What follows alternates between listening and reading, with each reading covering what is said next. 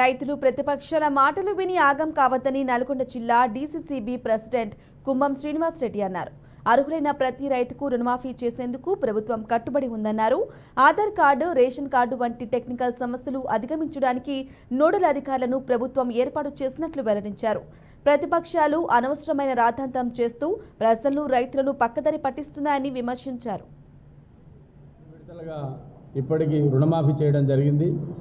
దాంట్లో కొన్ని అధికారంలోకి వచ్చిన వెంటనే రైతులందరికీ కూడా 2 లక్షల రుణమాఫీ చేస్తానని చెప్పేసి ఆ రోజు గౌరవ ముఖ్యమంత్రి గారు ప్రకటించడం జరిగింది. దానికి అనుగుణంగానే ఈరోజు తెలంగాణ ప్రభుత్వం దానికి కట్టుబడి ఉండి 3 విడతలుగా ఇప్పటికీ రుణమాఫీ చేయడం జరిగింది. దాంట్లో కొన్ని చిన్న టెక్నికల్ సమస్యలు ఉన్నప్పటికీ వాటిని అధిగమించడంలో భాగంగానే ప్రభుత్వం నోడల్ అధికారులను కూడా నియమించి ఆ టెక్నికల్ సమస్యలు ఏమైతే ఉంటాయో వాటన్నిటిని కూడా అధిగమించి మా ప్రభుత్వం రైతులకు ఇచ్చిన మాట కట్టుబడి ఉంది.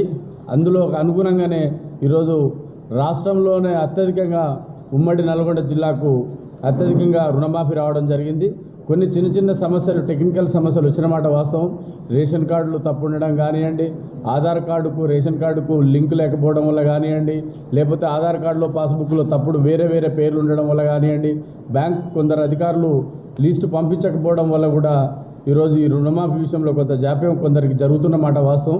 దాన్ని అధిగమించడానికే ఈరోజు ప్రత్యేక కార్యాచరణ ఏర్పాటు చేసి ప్రభుత్వం రేషన్ కార్డు లేని వాళ్లకు ఆధార్ కార్డు కానివ్వండి, రేషన్ కార్డు లేని వాళ్లకు ఇంకోటి డ్రైవింగ్ లైసెన్స్ కానివ్వండి, ఇంకో ఐడి కార్డు ఏదైనా చూసుకొని దానికి అనుగుణంగా రుణమాఫీ అయ్యే విధంగా కుటుంబ పరంగా కూడా సర్వే చేసి ఈరోజు ఈ రుణమాఫీని పూర్తి చేసే బాధ్యత ఈ ప్రభుత్వం తీసుకుంటుందని చెప్పేసి కూడా ఈ సందర్భంగా మీకు తెలియజేస్తా ఉన్నాను.